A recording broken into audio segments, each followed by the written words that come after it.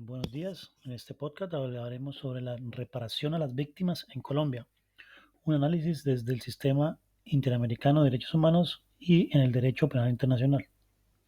El Sistema Interamericano de Derechos Humanos, SIDH, es una institución regional constituida por la Organización de Estados Americanos, OEA, cuyo objetivo es procurar la protección y promoción de los derechos humanos.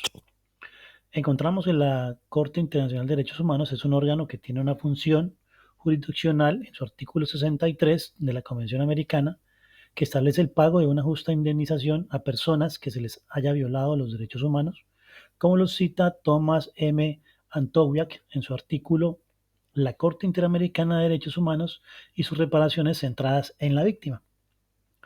Se debe tener en cuenta que el Estado es el primer garante de los derechos de las personas y es el primero en ser llamado a responder por violaciones a derechos humanos y a reparar, si es necesario, antes de ser requerido por instancias internacionales. Ahora bien, según la Corte Internacional de Derechos Humanos, se entiende por víctima todo aquel que haya sufrido daños físicos y psicológicos, siempre y cuando tales acciones u omisiones constituyan una violación grave del derecho internacional humanitario. Asimismo, serán consideradas víctimas todos aquellos individuos que sufran un daño directo o indirecto, como familiares, personas que dependan de la víctima, sujetos que se vean afectados tratando de prevenir las violaciones e inclusive las organizaciones colectivas.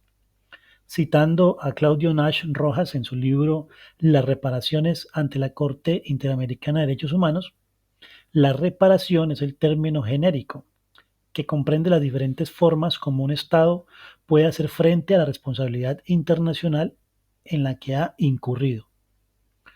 Los modos específicos de reparar podrán ser la restitución de los derechos afectados, el tratamiento médico para recuperar la salud física, la obligación del Estado de anular ciertas medidas administrativas, la devolución de la honra o la dignidad que fueron ilegítimamente quitadas, el pago de una indemnización, entre muchas otras.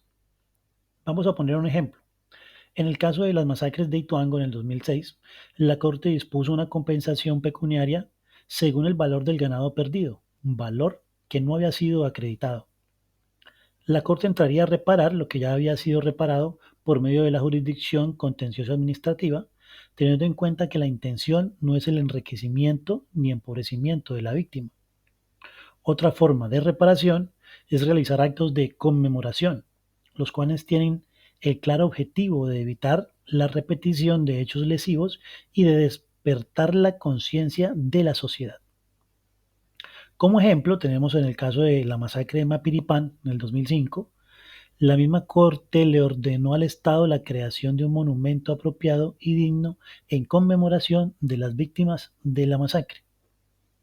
Para esto debemos hablar de las diferencias más representativas entre el derecho penal internacional y el sistema interamericano de derechos humanos, y tiene que ver con la forma de investigar y juzgar determinados hechos, ya que la Corte Internacional de Derechos Humanos se encarga de juzgar a los estados que hagan parte de la Convención Americana de Derechos Humanos, con el fin de que en su posición de garante se encargue de reparar a las víctimas.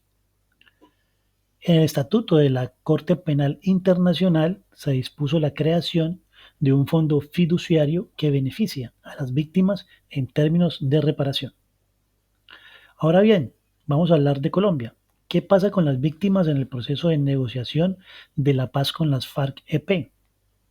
La firma del acuerdo de paz entre el Estado colombiano y el grupo guerrillero de las Fuerzas Armadas Revolucionarias de Colombia, FARC, se llevó a cabo en noviembre del 2016 y trae unos puntos, como son una reforma rural integral, un cese al fuego y de hostilidades bilateral, que es el inicio de la implementación del acuerdo final, una solución al problema de las drogas ilícitas, el resarcimiento de las víctimas y la creación del sistema integral de verdad, justicia, reparación y no repetición, y la creación de mecanismos de implementación y verificación en el que se crea una comisión de implementación, seguimiento y verificación del acuerdo final de paz. Para que esto, las personas estén afiliadas a esto, deben estar registradas en el Registro Único de Víctimas RUP. Una medida de gran importancia estipulada en el acuerdo es la concerniente a la rehabilitación psicosocial para recobrar la estabilidad emocional de las víctimas. El Estado colombiano también acordó reparaciones colectivas con el objetivo de fortalecer el retorno de las personas a sus hogares.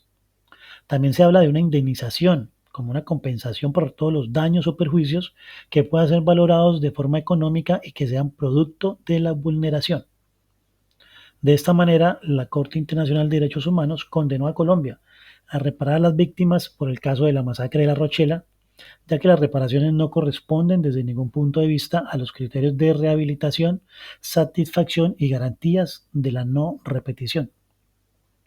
En las masacres de Pueblo Nuevo, Mapiripán e Ituango, las reparaciones no cumplían con las expectativas convencionales de los tratados. Para finalizar, los criterios de reparación que ha implementado la Corte Constitucional para las víctimas del conflicto no han sido suficientes en materia de reparación integral a las víctimas. Citando a Jerónimo Ríos de la Universidad de AN de Colombia, una paz imperfecta es mejor que una guerra perfecta. Gracias.